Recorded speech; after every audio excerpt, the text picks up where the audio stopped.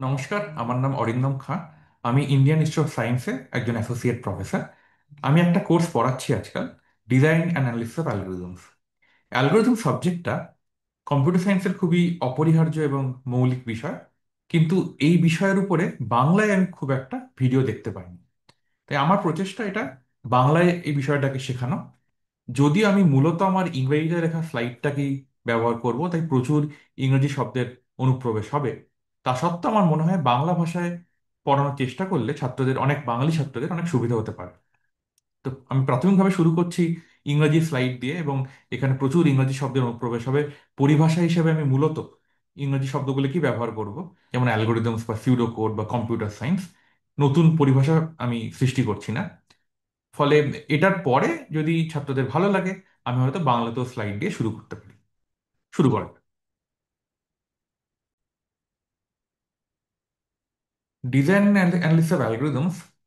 এই এই কোর্সটা আইআইএসসি তে দ্বিতীয় অ্যালগোরিদমস কোর্স। তো আমরা ধরে নিই এর আগে একটা বেসিক অ্যালগোরিদমস তোমরা করেছো, যেমন basic data structures, link list, stack, queues, এগুলো, বা basic sorting algorithm, insertion sort বা মার্জ সর্ট, এইসব তোমরা অলরেডি জানো।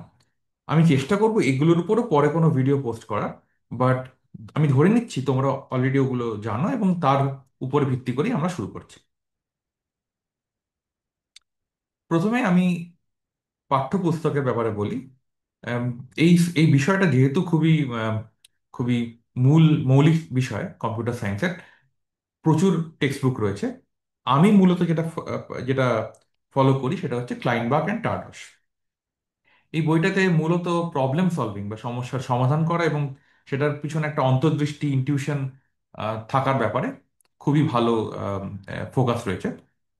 প্রচুর রিয়েল ওয়ার্ল্ড মোটিভেশন রয়েছে এটার জন্য, এবং অনেক কেস স্টাডিও এর উপরে রয়েছে।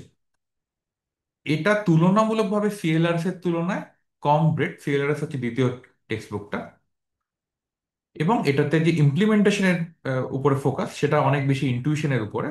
ফর্মাল সিউডোকোডের তুলনায় অনেক বেশি ইনটিউশনের উপর ফোকাস, যেটা আমার ব্যক্তিগতভাবে খুবই ভালো লাগে। দ্বিতীয় বইটা হচ্ছে সিএলআরএস, বা কর্মেন, লেইজারসন, রিভেস্ট অ্যান্ড স্টেন।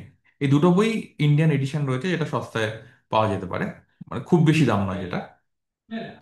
এবং এই সিএলআরএস বইটাকে বলা হয় বাইবেল অফ অ্যালগরিদমস। প্রচুর এক্সারসাইজ প্রবলেম রয়েছে, এবং এখানে স্পেশালি ডেটা স্ট্রাকচারের খুবই ডিপ ট্রিটমেন্ট রয়েছে। কিন্তু সমস্যা হচ্ছে এটা যেহেতু খুবই ডেন্স এবং হেভি বই, হয়তো যারা শুরু করছো তাদের জন্য একটু শক্তও লাগতে পারে। এবং অনেক সময় যে সিউডো কোডগুলো, সেগুলো যেহেতু খুবই ইমপ্লিমেন্টেশন ডিটেলস ফোকাস করা হয়, অনেক সময় একটু কমপ্লিকেটেড লাগতে পারে কম্পেয়ার টু ক্লাইন্ট বা টার্ডস। নতুন দুটো বই যেটা আমার খুবই প্রিয়, একটা হচ্ছে অ্যালগোরিদমস ইলুমিনেটেড, এটা টিম রাফগার্ডের লেখা। খুবই সুন্দরভাবে লেখা, এবং একটা কথোপকথনের ভাবে কনভারসেশনাল স্টাইলে লেখা। এবং এই বইয়ের সঙ্গে প্রচুর ভিডিও লেকচার, এই এই বইয়ের যে ওয়েব পেজ সেখানে আসে, প্রচুর প্র্যাকটিস প্রবলেমস রয়েছে। এবং এটা আমারও খুবই, মানে পড়ে ইনটিউশন পাওয়ার জন্য এই বইটা খুবই সুন্দর। এটা এই সিএলআরএস এর মতোই খুব বেশি কম্প্রিহেন্সিভ নয়, এবং হয়তো লিমিটেড অ্যাভেলেবিলিটি আছে ইন্ডিয়াতে। তা সত্ত্বেও এই বইটার যে অনলাইন কিছু ভার্সন, কিছু পার্ট পাওয়া যেতে পারে, সেটা কিন্তু যথেষ্টই ভালো। চতুর্থ বইটা হচ্ছে জেফ এরিকসন। এই বইটা সুবিধা হচ্ছে প্রথমত কমপ্লিটলি ফ্রি, ওয়েব পেজে গেলে পুরো পিডিএফটা ফ্রিলি অ্যাভেলেবেল আছে। এবং খুবই মজার বই, খুব সুন্দর গল্পের সঙ্গে সঙ্গে লেখা আছে। এবং আম, যেভাবে কথাটা, যে বিষয়গুলোকে এক্সপ্লেন করা হয়েছে গল্পের সঙ্গে সঙ্গে, সেটা পড়তে খুবই ভালো লাগে। এবং অনেক ডিপ সাবজেক্টও কভার রয়েছে এখানে। এখানে যেহেতু সমস্যা বলতে গেলে এটাতে একটু একটু ম্যাথমেটিক্যাল ম্যাচিউরিটি লাগবে, যেহেতু একটু একটু স্লাইটলি একটু অ্যাডভান্সড কোর্স এটা। এই বইটা একটু সময় লাগবে এটার বিউটিটা অ্যাপ্রিসিয়েট করতে, এবং যেহেতু এটাতে ফোকাসটা মোর অ্যালগোরিদমসে, কোড কম আছে, আইডিয়াস বেশি আছে। কিন্তু এটা এক্সিলেন্ট বই, যেহেতু ফ্রিলি অ্যাভেলেবেল, আমি সবাইকে বলবো চেক করতে বইটা। এই সব বইগুলোর সঙ্গে অনেকগুলো অ্যাকম্পানিং ওয়েব পেজেস রয়েছে, যেমন এইটা হচ্ছে ক্লাইনবার্গ টার্ডসের লেকচার স্লাইডস, অনেকগুলো অ্যাভেলেবেল আছে এখানে। এইটা হচ্ছে টিম রাভ গার্ডনারের যে বই, তার ওয়েব পেজ, এখানে সমস্ত ভিডিওসগুলো অ্যাভেলেবেল আছে। এবং জেফ এরিকসনের যে বই, এবং সেটা ফ্রি পিডিএফ কপি এবং অন্যান্য মেটেরিয়ালস এখানে অ্যাভেলেবেল আছে। আরও কয়েকটা ভালো বই আছে, যেমন অ্যালগরিদমস, এই বইটা দাশগুপ্ত পাপাদিমিত্র বাজিরানির লেখা। খুবই সংক্ষিপ্ত ভাবে যদি অ্যালগোরিদমস এর উপরে একটা রিগোরাস ট্রিটমেন্ট চাই, তাহলে এই বইটা খুবই ভালো। বা সন্দীপ সেন এবং অমিত কুমারের লেখা ডিজাইন অ্যানালিসিস অফ অ্যালগোরিদম বইটাও আছে, যেটা একটা কন্টেম্পোরারি ট্রিটমেন্ট ভারতীয় দৃষ্টিভঙ্গি থেকে রয়েছে। তোমরা অনেকে হয়তো কম্পিটিটিভ প্রোগ্রামিং করো, বা না জানলে আমি বলবো এই জিনিস সম্পর্কে একটু চেক করতে। এটা হচ্ছে কম্পিটিটিভ অ্যালগোরিদমের যে ওয়েব পেজ, সেটা সিপি cpalgorithm.com। এখানে গেলে সমস্ত ডেটা স্ট্রাকচার, ট্রিজ, প্রচুর প্র্যাকটিস কম্পিটিটিভ প্রোগ্রামিং প্রবলেম এখানে রয়েছে। এবং এই দুটো বই খুবই ভালো। একটা কম্পিটিটিভ প্রোগ্রামিং 4, যেটা হালিম হালিম অ্যান্ড এফএনডির লেখা, আর একটা লাক্সনের। এখানে আইসিপিসি বা অন্যান্য কম্পিটিটিভ প্রোগ্রামিং, যেখানে একটা একটা সমস্যা প্রবলেম দেওয়া হয় এবং তার জন্য একটা কিছু ইনপুট সেট দেওয়া হয়, এবং তোমাকে একটা অ্যালগোরিদম লিখতে হবে যেটা ওই সমস্যাটা সমাধান করে। তো ইনপুটগুলো ওর তখন চেক করবে আউটপুটের সঙ্গে ম্যাচ করছে কিনা, মানে আউটপুট যেগুলো হওয়া উচিত সেটা ম্যাচ করছে কিনা তোমার অ্যালগোরিদমসে। এটা সম্বন্ধে জানতে গেলে আমি বলবো আবার এই বই দুটো বা গুগল সার্চ করে জানতে। যেমন ম্যাথ অলিম্পিয়াড বা বিভিন্ন প্রতিযোগিতামূলক পরীক্ষা হয়, সেই রকমই এটা আর একটা কম্পিউটার সায়েন্সের প্রোগ্রামিং এর প্রতিযোগিতামূলক পরীক্ষা। তো এই গ্রাফটা মোটামুটি বোঝা যাচ্ছে এই বইগুলোর অবস্থান। এটা হচ্ছে কভারেজ, এটা হচ্ছে ম্যাথমেটিক্যাল ম্যাচুরিটি, বা এখনো অবধি কতটা শিখেছো কম্পিউটার সায়েন্স তার উপরে। তো যারা শিক্ষানবিশ বা শিখছে তাদের জন্য ক্লাইনবার্গ, টার্ডস, টিম রাও গার্ডেনটা সবচেয়ে সুবিধার বোধ হয়। দাশগুপ্ত মিত্র বাজারে কভারেজ কম, কিন্তু খুবই কুইক, দ্রুত একটা শেখা যাবে এখান থেকে। সিএলআরএস এর কভারেজটা অনেকটা বেশি, আর জে ফেরিকসনের ম্যাথমেটিক্যাল ম্যাচুরিটি একটু বেশি লাগবে। এবং কম্পিটিটিভ প্রোগ্রামিং বইগুলো এখানে রেখেছি, যেখানটা আম, অনেক ইন্টারেস্টিং প্রবলেম এখান থেকে পেতে পারো তোমরা। প্রচুর ভিডিও লেকচার্স আছে, যেমন টিম রাফ গার্ডেন স্ট্যানফোর্ডে যখন পড়াতেন, সেই অ্যালগোরিদমস ইলুমিনেটেড বইটার ভিডিও লেকচার্স এর পার্ট বাই পার্ট এখানে রয়েছে। এমআইটিতে এরিক ডেমেন এবং জ্যাসন কু এবং জাস্টিন সলোমন যে বই যে কোর্স পড়েছেন সেটার ভিডিও রয়েছে। ইন্ডিয়াতে আইআইটি দিল্লিতে নবীন গার্গের পড়ানো ভিডিও রয়েছে। প্রতিটাই খুবই ভালো সোর্স। এবং এবং এইটা যেহেতু আমি ডেটা স্ট্রাকচার না এই কোর্সে এখন অব্দি তেমন পড়াচ্ছি না, পড়া হয়তো আমি আবার রেকর্ড করতে পারি। এই কোর্সগুলো ডেটা স্ট্রাকচারও খুব ভালো কভারেজ রয়েছে। তো আমি এগুলো দেখতে খুবই ভালো বলবো। যদি আম, যদি শুরু করতে হয় আমি বলবো সেক্ষেত্রে নবীন গার্গের কোর্সে দিয়েই শুরু করতে পারো। ওকে, শুরু করা যাক তাহলে আমাদের অ্যালগোরিদম বিষয়টা নিয়ে। অ্যালগোরিদম জিনিসটা কি? অ্যালগোরিদম মানে হচ্ছে পদ্ধতি বা প্রণালী, বাংলায় বললে কিছুটা। এবং এই প্রণালীটার লক্ষ্য হচ্ছে কোনো একটা নির্দিষ্ট লক্ষ্যে উপনীত হতে হবে, কিন্তু তার জন্য একটা আনঅ্যাম্বিগিউয়াস বা দ্ব্যর্থহীন ভাষায় একটা এক্সপ্লিসিট স্পষ্ট ধাপে ধাপে কি করতে হবে তার একটা ইনস্ট্রাকশন, সিকোয়েন্স অফ ইনস্ট্রাকশন রয়েছে। তা আমি যেমন চ্যাট জিপিটিকে বললাম যে কি করে আগুন জ্বালাতে হয়, তার একটা অ্যালগোরিদম দিতে। তো প্রথম মানুষের আবিষ্কার আগুন, বাট আমি বলবো সেটা আগুনের যে অ্যালগোরিদম সেটা আবিষ্কার করাটাই মানুষের প্রথম আবিষ্কার। তার জন্য কি অ্যালগোরিদমে বলছে, প্রথমে যে দাহ্য পদার্থ টিন্ডার সেগুলোকে জোগাড় করতে, যেমন ড্রাই গ্রাস, শুকনো ঘাস পাতায় অত্যন্ত ওগুলো। তারপরে হচ্ছে যে যেগুলোকে আগুনটাকে প্রাথমিক জ্বালানি হিসেবে ব্যবহার করা হবে, স্মল টুইক্স বা ছোট ডালপালা। তারপরে মূল জ্বালানি বা ফুয়েল, যেটাতে লম্বা বড় গাছের গুঁড়ি বা লম্বা ডাল সেগুলোকে ব্যবহার করার জন্য। তারপরে দাহ্য পদার্থগুলোকে একটা ছোট স্তূপ বানাতে, তারপরে ওর চারদিকে এই ছোট ডালপালাগুলোকে রাখতে। তারপরে একটা লুপ চলবে যেখানে আমরা স্ফুলিঙ্গ জ্বালানোর চেষ্টা করব, আহ, বা ফ্রিকশন বা ঘর্ষণের দ্বারা তাপ সৃষ্টির চেষ্টা করবো যতক্ষণ পর্যন্ত আগুনটা না জ্বলছে। তারপর অন্যান্য ধাপে ধাপে হবে। তো এই যে ধাপে ধাপে বলা, একটা স্পষ্টভাবে একটা দ্ব্যর্থহীন ভাষায় বলা, সেটাই হচ্ছে অ্যালগোরিদম। আর একটা অ্যালগোরিদম সব বাঙালির পছন্দ, ভাত, কি করে ভাত রান্না করতে হয়। যদিও এটা chat GPT microwave based cooking দিয়েছে, বাট এক্ষেত্রে প্রথম ইনপুট হচ্ছে রাইস, কতটা রাইস বা চাল ভাত রান্না করা হবে, তো ক কাপ চাল নেওয়া হবে। তারপর যত কাপ চাল তার দ্বিগুণ জল নিতে হবে। তারপরে প্রথম স্টেপে ভালো করে চালটা ধো। তারপরে লুপ চলবে, ফর i = 1 2 3, তিনবার ভাত না চাল নাও, জল ঢালো, ধো, জলটা ফেলে দাও। তারপরে চালটা পুরোটা পরিষ্কার হয়ে যাবে। তারপরে পরের ধাপটা হচ্ছে কি করে মাইক্রোওয়েভের জন্য তৈরি করতে হবে, তারপর কি করে রান্না করতে হবে, এবং এভাবে।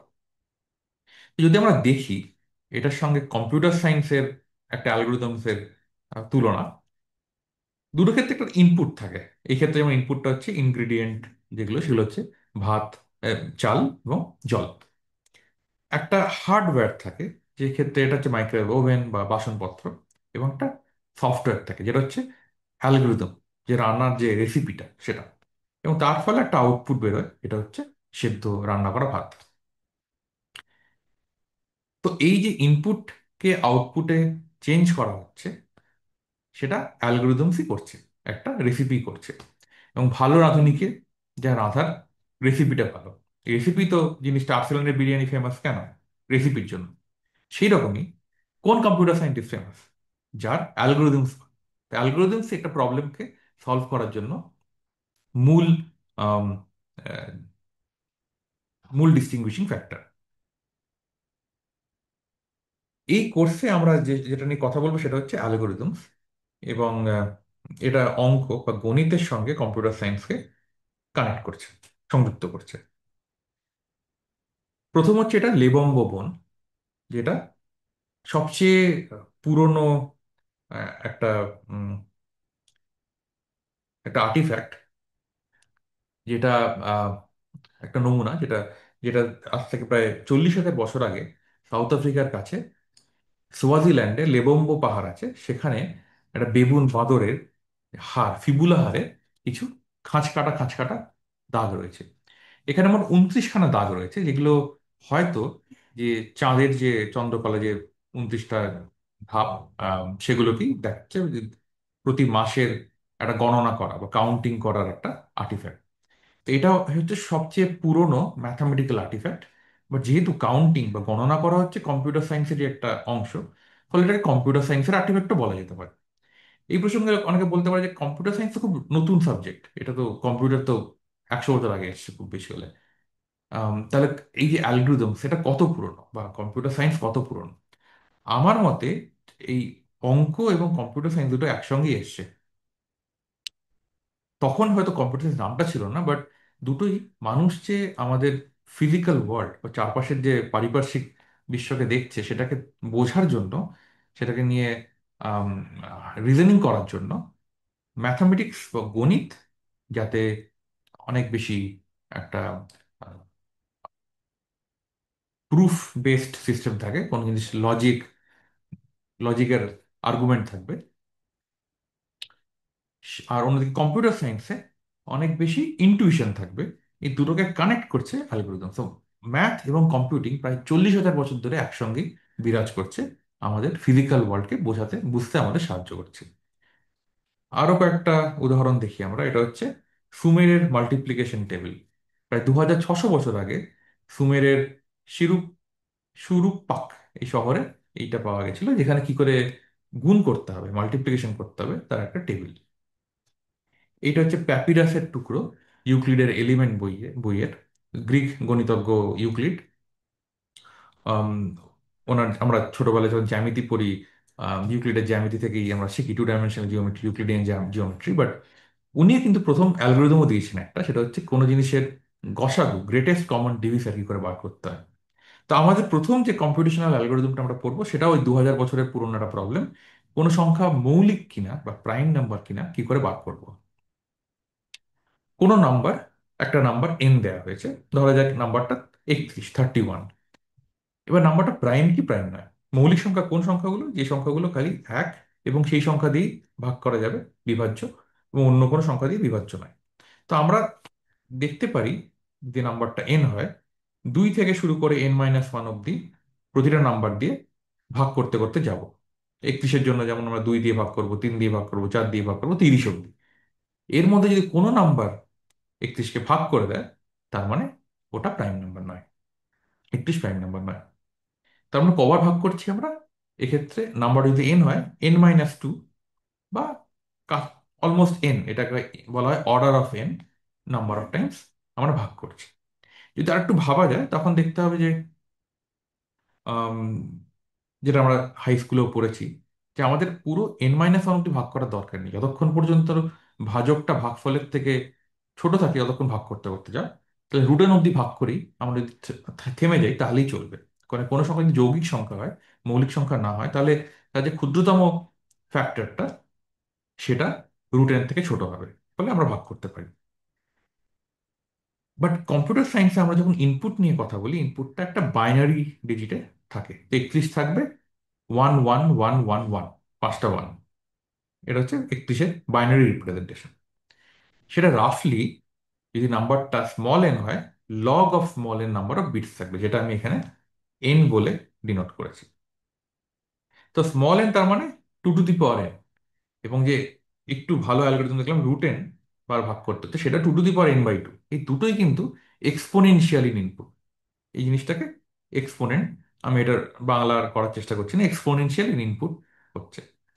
তো এগুলো কি আমরা পলিনোমিয়াল টাইমে করতে পারি? পলিনোমিয়াল মানে একটা নাম্বার যদি n থাকে, n to the power constant, সেটা হচ্ছে পলিনোমিয়াল। এটা কি আমরা পলিনোমিয়াল টাইমে করতে পারি?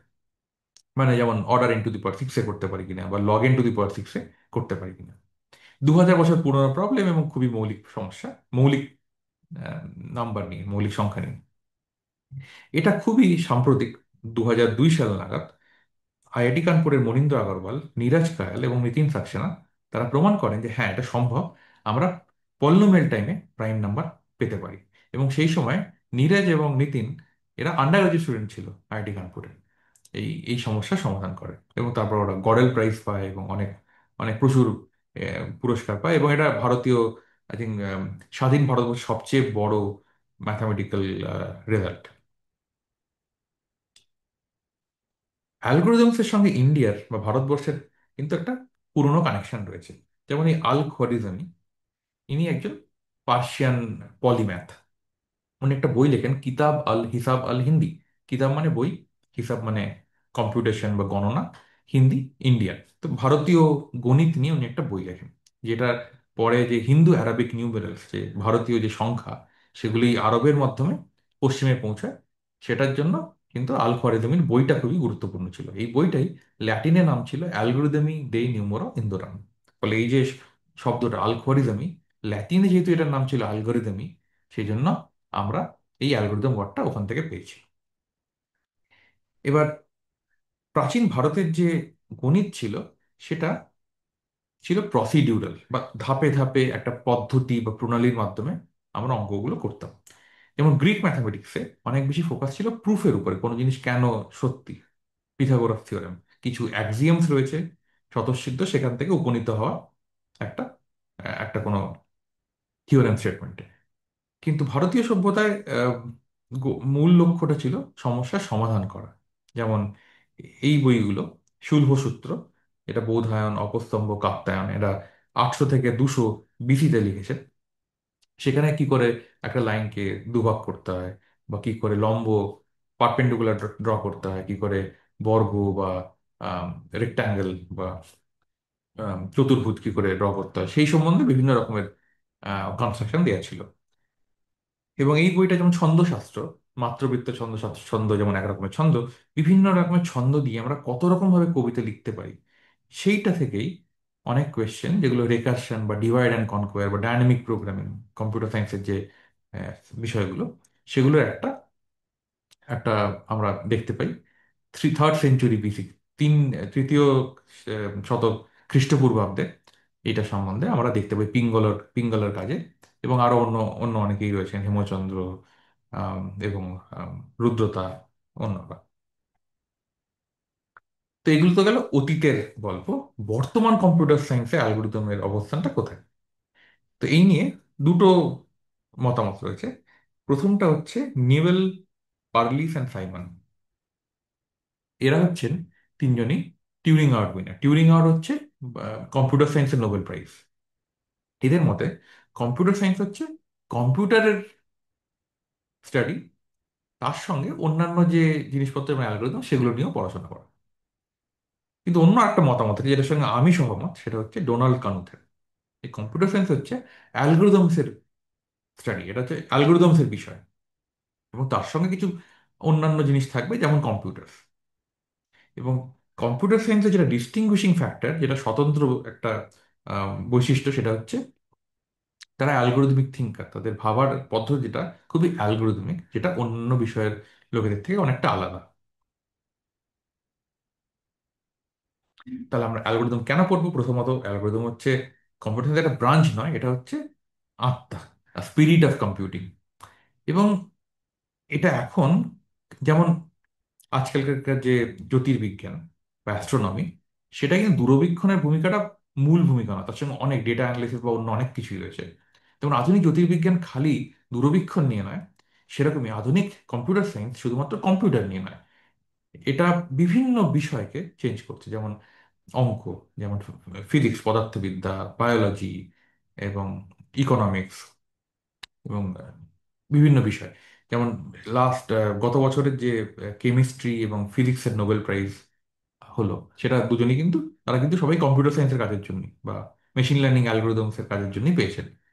বা আমরা পরের ক্লাসে যেটা পড়বো সেটা হচ্ছে স্টেবল ম্যাচিং অ্যালগোরিদম, যেটা একটা Nobel prize winning algorithm in economics. অর্থনীতিতে নোবেল নোবেল প্রাইজ পেয়েছিলেন আম, এই ওই ওই অ্যালগোরিদমটার জন্য। সোশ্যাল নেটওয়ার্কসে যে আমরা ফেসবুক করি, ফেসবুক তো সোশ্যাল সায়েন্সের একটা অ্যাডভান্স কম্পিউটেশনাল বিষয়।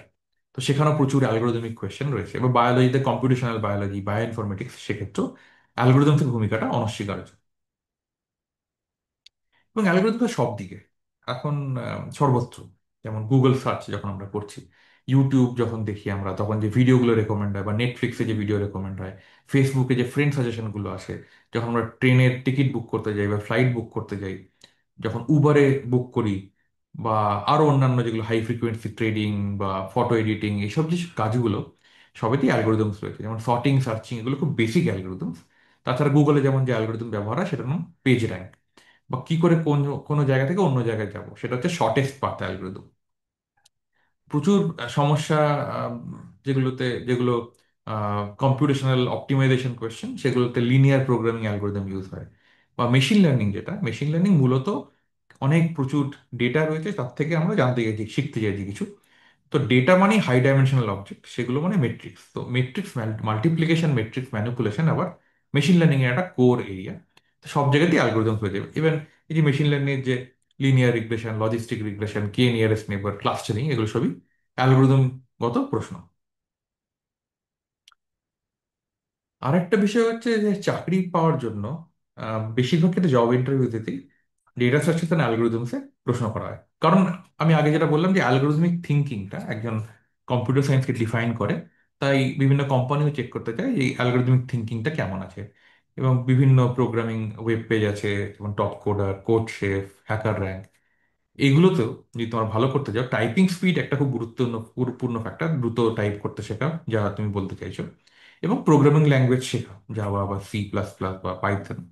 তার সঙ্গে অ্যালগোরিদম জিনিসটা খুবই গুরুত্বপূর্ণ। ইনফ্যাক্ট এই যে ওয়েব পেজ, সেখানে যদি যারা টপ র্যাঙ্কার্স, তারা মূলত টপ র্যাঙ্কার বিকজ তারা খুব ভালো প্রোগ্রামিং। কিন্তু এক্ষেত্রে আমি আরেকটা জিনিস বলতে চাই, যে জন্য আমি অ্যালগোরিদমসকে এত ভালোবাসি, যে অ্যালগোরিদমস খুব সুন্দর এবং খানিকটা ম্যাজিক্যাল। যেমন ইনি হচ্ছে পল এডস, ইনি প্রখ্যাত গণিতজ্ঞ। এবং যদি আমরা গুগল সার্চ করি, দেখতে পাবে এনার জীবন সম্পর্কে, খুবই ইন্টারেস্টিং জীবন। ইনি বিভিন্ন দেশে দেশে ঘুরে বেড়াতেন এবং কোলাবোরেশন করতেন, বলতেন মাই ব্রেন ইজ ওপেন। তো ওনার মতে যে সংখ্যাগুলো খুবই সুন্দর, বিউটিফুল। এবার কেন, সেটা কিন্তু বোঝানো মুশকিল, তোমাকে নিজেকেই বুঝতে হবে। যেমন একটা ক্লাসিক্যাল মিউজিক, সেটা কেন সুন্দর, সেটার জন্য নিজেকেই বুঝতে হবে। এটা কাউকে বোঝানো মুশকিল।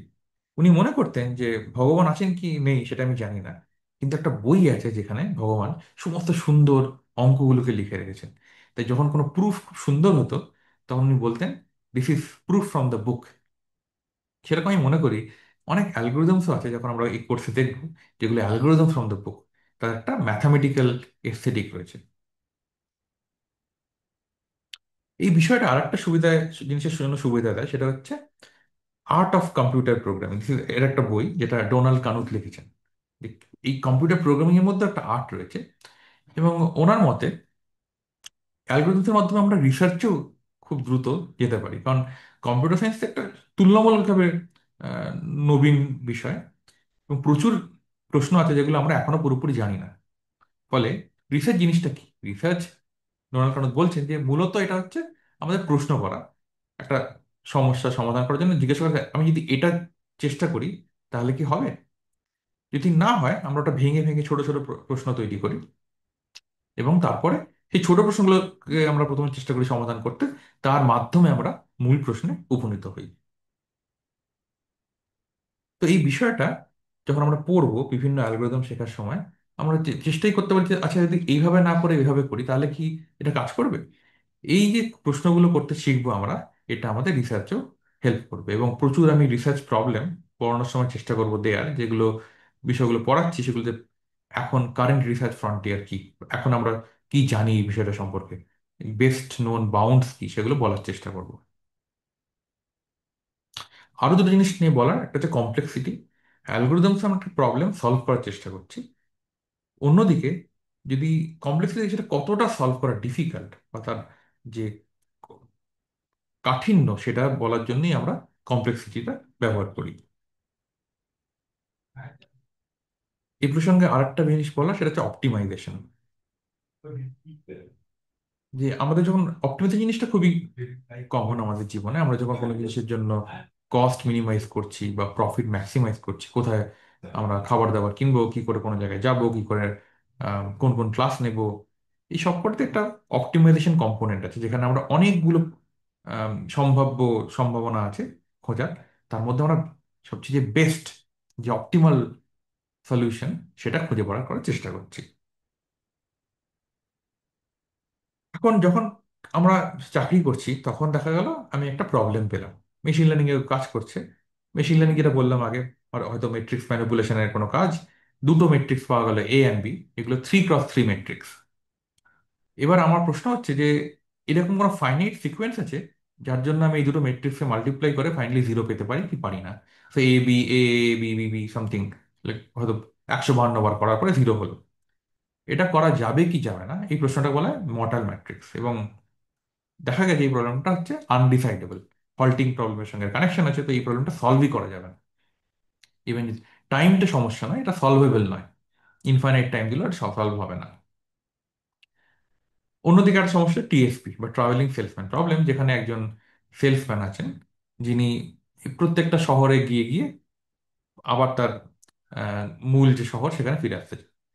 ফলে এখানে যে ডটগুলো দিয়েছে সেগুলো মূল কোনো শহর, এবং আমার আমার গোল হচ্ছে যে সবচেয়ে ছোট পথে সবকটা লাল বিন্দুকে কানেক্ট করে আবার একই জায়গায় ফিরে আসা, একটা লুপ সৃষ্টি করা। এবং এই প্রশ্নটা হচ্ছে এনপি হার্ড, খুবই শক্ত প্রশ্ন। এবার যখন একটা শক্ত প্রশ্ন আমরা পাই তখন আমরা কি করে অ্যাপ্রোচ করতে পারি। একটা হচ্ছে আমরা অনেকক্ষণ চেষ্টা করলাম, পারলাম না। তো বস একটা সমস্যা দিয়েছে, সেটা আমরা অনেকক্ষণ চেষ্টা করলাম, পারলাম না। কি বলতে পারি, প্রথম বলতে পারি একটা যে মেবি আমার মাথায় বুদ্ধি নেই তাই পারছি না, বা সেটা খুব একটা ভালো সলিউশন। সেকেন্ড সলিউশন হচ্ছে এই টাইপের, যখন আমি গিয়ে বললাম যে মডাল ম্যাট্রিক্স প্রবলেমসের মতো এটা একটা হার্ড প্রবলেম, আমি এটাকে হল্টিং প্রবলেমকে এটা এটা রিডিউস করতে পারি, তাই এটা সলভই করা সম্ভব না। কিন্তু এরকম প্রবলেম পাওয়া খুবই মুশকিল। বেশিরভাগ সমস্যাতে যেটা হবে, এটা হয়তো সলভেবল, হয়তো এনপি হার্ড হলো, বা খুব শক্ত হলো, হয়তো আমি লিনিয়ার টাইমে করতে পারছি না। সেটা প্রমাণ করার জন্য তখন আমি বলতেই পারি যে আমি পারিনি, কিন্তু আমার আগে অনেক লোকজন চেষ্টা করেছেন যারা খুব খুব স্মার্ট, তারাও কেউ কিন্তু একটা এনপিআর প্রবলেমের পলিনোমিয়াল টাইম অ্যালগরিদম দিতে পারেননি। ফলে আমি না পারলেও সেটা মেনে নিতে হবে। তো সেইটা হচ্ছে এই কোর্সের আরেকটা লক্ষ্য, যে এনপি হার্ডনেস বা কমপ্লেক্সিটি বলা, যাতে কোনো প্রবলেম কতটা শক্ত সেটা বোঝাতে বুঝতে আমাদের সুবিধা হয়। এবং অনেক ক্ষেত্রে যেটা হয়, একটা একটা একটা সমস্যা কেন শক্ত সেটা যদি বুঝতে পারা যায়, অন্যান্যভাবে তাকে আমরা সমস্যার সমাধান করতে পারি। যেমন যদি আমরা দেখি যে সমস্যাটার জন্য আমরা একদম অপটিমাল সলিউশন পাচ্ছি না, বাট কাছাকাছি পেলেও চলবে, একদম সেরা সলিউশন না পেয়েও যদি আমরা কাছাকাছি নিয়ার অপটিমাল সলিউশন পাই তাহলেও চলবে। সেক্ষেত্রে যেটা ইউজ করা হয় সেটা হচ্ছে অ্যাপ্রক্সিমেশন অ্যালগরিদম। তারপরে যেটা আছে সেটা হচ্ছে আমাদের পুরো ডেটাটা না থাকে, যেমন উবারে যখন আমরা কোনো রাইডার অ্যাসাইনমেন্ট করা হচ্ছে, তখন ঠিক নেই যে পরে কে আসবে। তো সেই পুরোপুরি না জেনেও যে একটা অনিশ্চিত আনসার্টেন ব্যাপার আছে, তার মধ্যেও যদি আমাদের অ্যাসাইন করতে হয় বা অ্যালগোরিদম ডিজাইন করতে হয়, তার জন্য হচ্ছে অনলাইন অ্যালগোরিদম। কোনো কোনো ক্ষেত্রে কোনো কোনো পার্টিকুলার প্যারামিটার, যেমন হয়তো যে অপটিমাল সলিউশন, তার যে সাইজ সেটা যদি ছোট হয়, তাহলে অনেক ক্ষেত্রে অ্যালগোরিদমগুলো ভালো কাজ করতে পারে। জেনারেলি সেগুলো এনপি হার্ড, বাট এই কনস্ট্যান্ট থাকলে যে অপ্টের ভ্যালু স্মল, এটা সলভ করা সম্ভব। বা ডাইনামিক অ্যালগোরিদম, যখন একটা গ্রাফ হয়তো আমরা একটা ইনপুট নিয়ে কাজ করছি, সেটা সময়ের সঙ্গে সঙ্গে চেঞ্জ হচ্ছে, কখনো একটা একটা এজ হয়তো ক্রিয়েট হচ্ছে, কখনো একটা এজ ডিলিট হচ্ছে, তখন এটা যখন ডিস্ট্রিবিউটেড বা প্যারালাল কম্পিউটিং নিয়ে কাজ করতে হয় তখন এই টাইপের অ্যালগোরিদমস ইউজ করা যেতে পারে। র্যান্ডমনেস একটা খুবই ইউজফুল প্রপার্টি অ্যালগোরিদম ডিজাইনে, সেটা আমরা দেখবো। স্ট্রিমিং অ্যালগোরিদম আর একটা অ্যালগোরিদম, যখন আমরা খুব কম লিমিটেড মেমোরি নিয়ে করছি, এবং কোয়ান্টাম অ্যালগোরিদম আছে যেখানে আমরা কোয়ান্টাম মেকানিক্স ইউজ করে অ্যালগোরিদমিক সমস্যাগুলো সমাধান করছি। তো যদি একটা সমস্যা বোঝা যায় কেন শক্ত, তাহলে হয়তো, এবং আমাদের আহ, কোন আমাদের গোলটা কি সেইটা সলভ করার জন্য, সেক্ষেত্রে এই প্যারাডাইমস গুলো হয়তো হেল্পফুল হতে পারে। এখন এই কোর্সটার নাম হচ্ছে design and analysis of algorithm. Design মানে কি? আমরা একটা সিউডো কোড দেবো, কেন একটা অ্যালগোরিদম সিউডো কোড দেওয়ার পরে কাজ করছে, মানে কি করে কাজ করছে, হাউ ইট ওয়ার্ক, সেটা হচ্ছে ডিজাইনের গোল। এবং এই কোর্সটা তোমাদের অনেকগুলো জেনারেল প্যারাডাইম শেখাবে, যেমন greedy, local search, divide and conquer, dynamic programming, linear programming, এসব। যখন কোনো সমস্যা পাওয়া যাবে, তখন আমরা সেগুলোকে অ্যাপ্লাই করে এই প্যারাডাইমগুলো অ্যাপ্লাই করে চেষ্টা করব সলভ করার। একটা জেনারেল রেসিপি, যেমন রান্না করার জন্য আম, ফোটানো বা ভাজা বিভিন্ন পদ্ধতি রয়েছে, সেরকমই এগুলো বিভিন্ন পদ্ধতি, যেগুলো আমরা কমন পদ্ধতি, এগুলোকে আমরা ব্যবহার করে দেখবো যে সমস্যার সমাধান করা যাচ্ছে কি যাচ্ছে না। দ্বিতীয় হচ্ছে অ্যানালিসিস বা পারফরমেন্স গ্যারান্টি। এটা কেন কাজ করছে, তার জন্য বেশ কিছু রিসোর্স থাকে কমপ্লেক্সিটি দেখার জন্য, যে টাইম কতক্ষণ, সময় কতক্ষণ লাগছে, স্পেস কতটা মেমোরি লাগছে, র্যান্ডামনেস কতটা লাগছে, সেগুলো দেখা। এবং কেন একটা অ্যালগোরিদম কাজ করছে, আমি একটা অ্যালগোরিদম বললাম, কিন্তু সবসময় সেটা কেন কাজ করবে বা কখন কাজ করবে, সেটার জন্য প্রুফ অফ কারেক্টনেস লাগবে। এবং এই বিষয়টার জন্য আমাদের অনেক বেশি অঙ্ক জানতে হবে, যেমন গ্রাফ থিওরি বা প্রবাবিলিটি, ডিসক্রিট ম্যাথামেটিক্স, সেগুলো ব্যবহার করে আমরা কোনো অ্যালগোরিদম কেন কাজ করে সেটা নিয়ে বলবো। তো আমি প্রায় শেষের দিকে এসেছি। তো এই কোর্সটা থেকে তোমরা কি পেতে পারো? প্রথমত হচ্ছে কেয়ার, মানে সি, কম্পিউটার সায়েন্সের গ্রেটেস্ট হিট। যেহেতু এই কোর্সে যেটা বললাম, অ্যালগোরিদম ফ্রম দ্য বুক, যেগুলো খুব ক্লাসিক্যাল অ্যালগোরিদম, সেগুলো পড়ানো হবে। এগুলো দ্য ক্লাসিক্যাল মিউজিক, খুবই ইন্টারেস্টিং অ্যালগোরিদম শেখা হবে। দ্বিতীয়ত হচ্ছে অ্যালগোরিদমিক থিঙ্কিং, কোনো প্রবলেম, সমস্যা পেলে সেটাকে করে অ্যালগোরিদমিক ভাবে অ্যাপ্রোচ করতে হবে সেটা। আর রিসার্চ প্রবলেম, যেহেতু আমি মেনশন করবো অনেক কাটিং এজ রিসার্চ প্রবলেম, সেটাও হয়তো তোমাদেরকে রিসার্চে অনুপ্রেরিত বা গবেষণাতে অনুপ্রেরিত করবে। এবং হচ্ছে এমপ্লয়াবিলিটি, চাকরির জন্য তো অবশ্যই ডেটা স্ট্রাকচার অ্যালগোরিদম খুবই ইম্পর্টেন্ট। এবং আমার মনে হয় অ্যালগোরিদম শেখাটা একটা ব্রেনের এক্সারসাইজও, যেমন লোকে জিমে গিয়ে এক্সারসাইজ করে, সেরকম যদি আমরা অ্যালগোরিদমিক কোয়েশ্চেনগুলো ভাবি, তাহলে আমাদের একটা লজিক্যাল এবিলিটি ডেভেলপ হয়। আই থিঙ্ক সেটাও এই কোর্স থেকে তোমাদের আম, তোমাদের তোমরা শিখবে।